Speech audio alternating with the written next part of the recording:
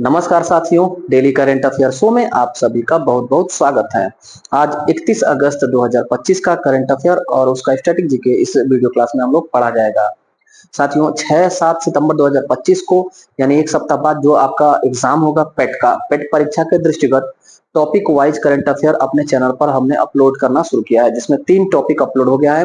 नियुक्तियों का टॉपिक है, रैंकिंग सूचकांक का टॉपिक है और तीसरा आज अपलोड हुआ है पुरस्कार का टॉपिक। इन तीनों को देख लीजिएगा। इसके बाद 4-5 टॉपिक का और करंट अफेयर आएगा बहुत कम समय में, 6 महीने यानी अर्धवार्षिक की करंट टॉपिक वाइज वो वीडियो है साथियों।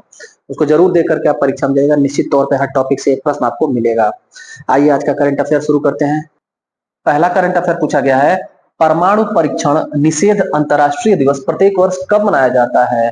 उत्तर हो जाएगा 29 अगस्त को।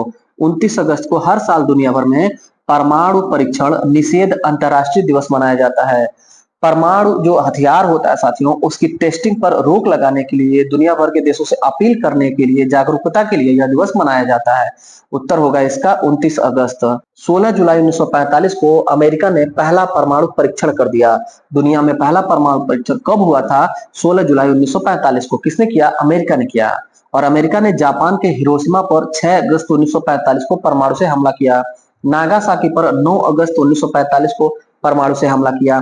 और 29 अगस्त को इसी को रोकने के लिए, इसको प्रतिबंधित करने के लिए जागरूकता दिवस की शुरुआत की गई। इस दिवस को मनाने की घोषणा कब की गई? तो 2004 में। परमाणु परीक्षण निषेध अंतरराष्ट्रीय दिवस 2004 में घोषित हुआ। एक और दिवस साथियों 29 अगस्त को महत्वपूर्ण, हमारे देश में राष्ट्रीय खेल दिवस मनाया जाता है। राष्ट्रीय खेल दिवस 29 अगस्त मेजर ध्यानचंद की जयंती है। हॉकी के महान जादूगर, हॉकी के महान खिलाड़ी मेजर ध्यानचंद की जयंती है। इनके नाम पर हमारे भारत का सबसे बड़ा खेल पुरस्कार भी दिया जाता है, मेजर ध्यानचंद पुरस्कार, जिसका पूर्व में नाम था राजीव गांधी खेल रत्न पुरस्कार। साथियों इन्होंने हॉकी को नया पहचान दिया। हमारे देश में 3 बार 1928, 1932, 1936 3 बार ओलंपिक में हमारे देश ने गोल्ड मेडल जीता है, स्वर्ण पदक जीता है। इन्हीं की अगुवाई में जीता साथियों। दूसरा प्रश्न है, ओपन एआई ने भारत और एशिया प्रशांत के लिए शिक्षा प्रमुख किसे नियुक्त किया? उत्तर हो जाएगा राघव गुप्ता। ए उत्तर हो जाएगा।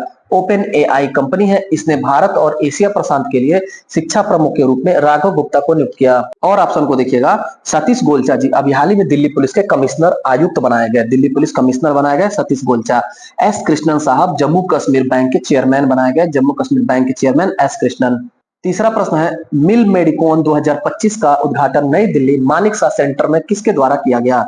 उत्तर हो जाएगा संजय सेठ।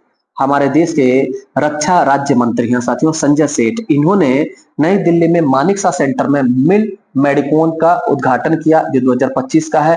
संजय सेठ हमारे देश के रक्षा राज्य मंत्री हैं। राजनाथ सिंह कैबिनेट के रक्षा मंत्री हैं। अमित शाह गृह एवं सहकारिता मंत्री हैं। क्यों मनाया जाता है? ध्यान दीजिएगा, सैन्य नर्सिंग सेवा का 100 वर्ष पूरा हो गया। सैन्य नर्सिंग सेवा का दुनिया में 100 वर्ष पूरा हुआ। इसी उपलक्ष्य में मिल मेडिकोन 2025 हमारे भारत के नई दिल्ली में मानेकशॉ सेंटर में आयोजित हुआ। क्यों होता है साथियों? देखिएगा, यह सेना को मानसिक और शारीरिक मजबूत करने के लिए होता है। सेना को मानसिक और शारीरिक प्रशिक्षण दिया जाता है, इसी के लिए होता है मिल मेडिकोन। अगर इसका संधिविच्छेद करके देखेंगे तो मिलिट्री मेडिकोन है, मिलिट्री यानी सेना और मेडिकोन मतलब मेडिकल लाइन से संबंधित। चौथा करंट अफेयर है, किस राज्य ने सेमीकंडक्टर के लिए प्रमुख ओसैट सुविधा शुरू की? ओसैट सुविधा शुरू हुआ है अभी हाल ही में गुजरात के द्वारा। गुजरात के साणंद में आयोजित हुआ। गुजरात में भी कहा? साणंद में। ओसैट का फुल फॉर्म क्या है? देखिएगा, outsourced semiconductor and test. OSAT का फुल फॉर्म है outsourced semiconductor and test. Detail देखिएगा, यह है क्या साथियों? ओसैट। ओसैट एक चिप आपूर्ति श्रृंखला है। ओसैट एक चिप आपूर्ति श्रृंखला है, सीरीज है सप्लाई करने का। धोलेरा यहाँ लिखा है साथियों। धोलेरा हमारे भारत का पहला सेमीकंडक्टर प्लांट है, गुजरात में स्थित है। और गुजरात में हमारे भारत का पहला स्मार्ट सिटी भी यही है, आर्टिफिशियल तरीके से यानी कि नवनिर्मित स्मार्ट सिटी धोलेरा है। यहीं पर पहला सेमीकंडक्टर प्लांट है, गुजरात में पड़ता है। यूपी में एकमात्र सेमीकंडक्टर प्लांट कहां पर है? तो नोएडा में है। टोटल भारत में कितने सेमीकंडक्टर प्लांट हैं? तो 10 हैं वर्तमान में, आज के डेट तक 10 हैं। पांचवा करंट अफेयर है, केंद्र सरकार ने कपास पर आयात शुल्क छूट की समय सीमा बढ़ाकर कब तक कर दी? उत्तर हो जाएगा 31 दिसंबर 2025। कपास यानी कपड़ा उद्योग का कच्चा पदार्थ, कच्चा माल। कपास अगर आयात शुल्क इस पर छूट दिया जाएगा, इसका मतलब कि कपास व्यापारियों को छूट दिया जा रहा है ताकि वो जो है ज्यादा से ज्यादा कपास का आयात करे। कपास का जब आयात होगा तो कपड़ा उद्योग निश्चित तौर पर बढ़ेगा। यानी कि कपड़ा उद्योग, कपड़ा इंडस्ट्रीज को, टेक्सटाइल इंडस्ट्रीज को बढ़ावा देने के लिए कपास पर आयात शुल्क में जो छूट का डेट लाइन था उसको बढ़ा करके 31 दिसंबर 2025 कर दिया गया। डिटेल देखिएगा, पूर्व में यह समय सीमा 29 अगस्त से शुरू होकर के 30 सितंबर को खत्म होनी थी, यानी अगस्त महीने में 11 दिन और ये 1 महीना, इतने दिन तक ये छूट था। इसको बढ़ा करके वर्तमान में 31 दिसंबर 2025 तक कर दिया गया। किस लिए? तो कपड़ा उद्योग को बढ़ावा देने के लिए। छठा प्रश्न है, किसके द्वारा भारत का बायो ई3 नीति के तहत पहला राष्ट्रीय बायो फाउंड्री नेटवर्क लॉन्च किया गया? उत्तर हो जाएगा जितेंद्र सिंह। जितेंद्र सिंह हमारे देश के कैबिनेट मंत्री हैं। इन्होंने बायो ई3 नीति के तहत पहला राष्ट्रीय बायो फाउंड्री नेटवर्क लॉन्च किया है क्या? डिटेल देखिएगा। जितेंद्र सिंह हमारे देश के विज्ञान एवं प्रौद्योगिकी मंत्री हैं। इन्होंने इस नेटवर्क को लॉन्च किया। यह साथियों जैविक ई3 है। ई3 का फुल फॉर्म आपसे परीक्षा में पूछ सकता है। ई3 मतलब 3 ई। पहला ई से होगा इकोनॉमी, दूसरे से इन्वायरमेंट और तीसरे से एम्प्लॉयमेंट, यानी कि आर्थिकी, अर्थव्यवस्था, पर्यावरण और रोजगार पर डिपेंड होकर के, आधारित होकर के बायो ई3 नीति लॉन्च किया गया। इसके लिए पहला राष्ट्रीय बायो फाउंड्री नेटवर्क भी लॉन्च किया गया। किसने किया है? हमारे देश के विज्ञान एवं प्रौद्योगिकी मंत्री जितेंद्र सिंह भी। सातवां प्रश्न है, किस टीम ने युवा फुटबॉल में ऐतिहासिक यूरोपीय तिहरा खिताब जीता? उत्तर होगा मिनर्वा अकादमी। पंजाब की मोहाली की एक फुटबॉल क्लब है, नाम है मिनर्वा अकादमी। इसको अभी हाल ही में हमारे खेल मंत्री मनसुख मंडाविया जी ने सम्मानित भी किया। हुआ क्या? यह टीम खेलने गई थी यूरोप में, फुटबॉल फुटबॉल खेलने गई यूरोप में हमारी ये टीम ने 3 टूर्नामेंट जीत लिया। ये 3 टूर्नामेंट इंपॉर्टेंट है, देख लीजिएगा डिटेल यहाँ पर। 3 टूर्नामेंट है, एक गार्थिया कप स्वीडन में, एक दाना कप डेनमार्क में, नॉर्वे कप नॉर्वे में, यानी ये तीनों टूर्नामेंट यूरोप का जीता। इस प्रकार से इन्होंने यूरोपीय ट्रेबल बना दिया। यूरोपीय ट्रेबल। कौन सी टीम? मिनर्वा अकादमी। कहाँ की है? मोहाली पंजाब की। सम्मानित किसने किया? तो हमारे देश के खेल मंत्री हैं मनसुख मंडाविया जी, इन्होंने सम्मानित किया। आठवां प्रश्न है, भारतीय रिजर्व बैंक के पूर्व गवर्नर उर्जित पटेल को किस महत्वपूर्ण पद पर नियुक्त किया गया है? उत्तर हो जाएगा आईएमएफ के कार्यकारी निदेशक। आईएमएफ में एग्जीक्यूटिव डायरेक्टर बने हैं। मोस्ट इंपॉर्टेंट प्रश्न साथियों, याद रखे रहेगा, यह परीक्षा में छपने वाला प्रश्न है। आईएमएफ के एग्जीक्यूटिव डायरेक्टर बने हैं हमारे पूर्व भारत के governor general, RBI governor general Urjit Patel साहब। यही उर्जित पटेल है 2016 में मौद्रिक नीति समिति के अध्यक्ष थे। इन्हीं की सिफारिश पर आरबीआई की मौद्रिक नीति जारी की जाती है। और साथियों इसके अलावा याद रखिएगा, गीता गोपीनाथन जी भी हमारे देश की हैं। उन्हें भी आईएमएफ का डिप्टी मैनेजर नियुक्त किया जा चुका है। डिप्टी मैनेजर बनने वाली पहली भारतीय हैं गीता गोपीनाथन।